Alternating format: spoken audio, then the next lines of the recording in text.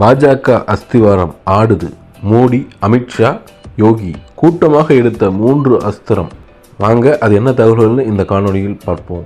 தேசிய அளவில் பாஜகவின் அஸ்திவாரம் காங்கிரஸ் கட்சியின் தேர்தல் அறிக்கையால் ஆடி போய்விட்டதோ என்ற எண்ணம் தோன்றுகிறது. ஏனென்றால் இந்த முறை தேர்தல் பிரச்சாரத்தில் பாஜக முக்கியமான அஸ்திரத்தை ஒன்றை எடுத்துள்ளது. அதற்கு பயப்படுகிறது என்றே சொல்ல வேண்டும்.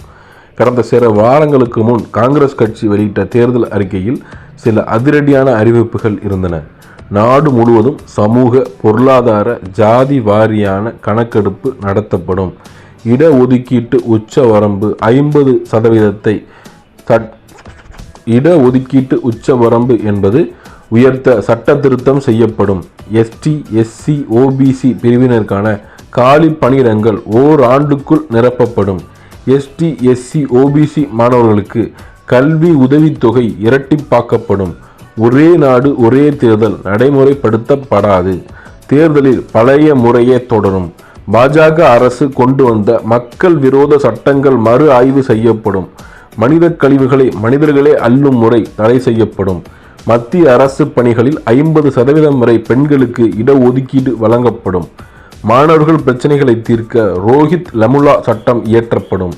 தனியார் கல்வி நிறுவனங்களில் பட்டியலினத்தினருக்கும் பழங்குடியினருக்கும் இடஒதுக்கீடு வழங்க தனி சட்டம் கொண்டு வரப்படும்.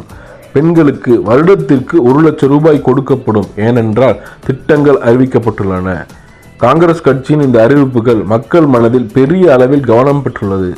காங்கிரஸ் கட்சியின் தேர்தல் அறிக்கை அளவிற்கு பாஜகவின் தேர்தல் அறிக்கை கவனம் பெறவில்லை. அதோடு பாரத் ஜோடோ யாத்திரை, நியாய யாத்திரை என்று ராகுல் காந்தி மேற்கொண்ட யாத்திரை, இந்தியா கூட்டணி, ராஜ்புத்தினரின் எதிர்ப்பு என்று தேசிய அளவில் நடக்கும் விஷயங்களுக்கு பாஜகவுக்கு எதிராக திரும்பியுள்ளன.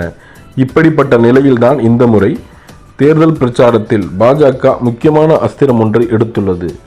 அதாவது தேர்தல் பிரச்சாரத்தை பயமுறுத்தக்கூடிய ஒன்றை, எமோஷனலாக தாக்கக்கூடிய ஒன்றை கையில் எடுத்துள்ளது. உதாரணமாக மோடி அவர்கள் இஸ்லாமியர்களுக்கு இந்துக்கள் சொத்துக்கள் காங்கிரஸ் கொடுக்கும் என்று கூறினார். இந்துக்களின் சொத்துக்கள் அவர்கள் எடுத்துக்கொள்வார்கள் என்றும், இந்துக்களின் தாலியை கூட எடுத்துக்கொள்வார்கள் என்றும், இந்துக்களின் தங்கத்தை தேடி அவர்கள் வருகிறார்கள், விடமாட்டார்கள் என்று மோடி கூறினார். ஆனால் காங்கிரஸ் தேர்தல் அறிக்கையில் அப்படி எந்த அறிவிப்பும் இல்லை என்பது குறிப்பிடத்தக்கது. யோகி அவர்கள் சரியத் சட்டத்தை அமல்படுத்துவோம் என்று காங்கிரஸ் கூறியதாக யோகி ஆதித்யநாத் உத்தரப்பிரதேசத்தில் கூறியுள்ளார். சரியத் சட்டத்தை கொண்டு வருவோம் என்று காங்கிரஸ் சொல்கிறது. அந்த சட்டம் வந்தால் இந்தியாவிற்கே சிக்கலாகும், இந்தியா இஸ்லாமிய நாடாகும் என்றார். ஆனால் காங்கிரஸ் கட்சி அறிவிப்பில் அப்படி எதுவுமே இல்லை. அமித்ஷா அவர்கள் கூறியது, பணக்காரர்களுக்கு சொத்து வரி போடப்படும். சாதாரண சொத்து வரி அல்ல, பரம்பரை சொத்து வரி. அதாவது பரம்பரையாக உள்ள சொத்திற்கு தனி வரி போடப்படும் என்று காங்கிரஸ் தேர்தல் அறிக்கையில் சொன்னதாக அமித்ஷா பயமுறுத்தினார். ஆனால் அதுபோலவும் காங்கிரஸ் அறிக்கையில் எதுவும் இல்லை. மாறாக அமித்ஷா, மால்வியா போன்ற பாஜக நிர்வாகிகள் தான் இதை ஆதரித்து இதற்கு முன் பேசி வந்துள்ளனர். இந்த 3 டாப் தலைவர்களும் காங்கிரசுக்கு எதிராக மேற்கொண்ட 3 விஷயங்களை அஸ்திரங்களாக எடுத்துள்ளனர். ஆனால் 3மே பொய்யான விஷயங்கள். 3ம் காங்கிரஸ் மூலம் அறிவிக்கப்படாத அறிவிப்புகள். பாஜக கேம்ப் அச்சத்தில் இருக்கிறதோ அதனால்தான் திடீரென இப்படியெல்லாம் தீவிரமான விஷயங்களை பயமுறுத்தும் வகையில் மக்களிடம் பேச தொடங்கிவிட்டதோ என்ற கேள்வி அனைவரின் மத்தியிலும் உள்ளது.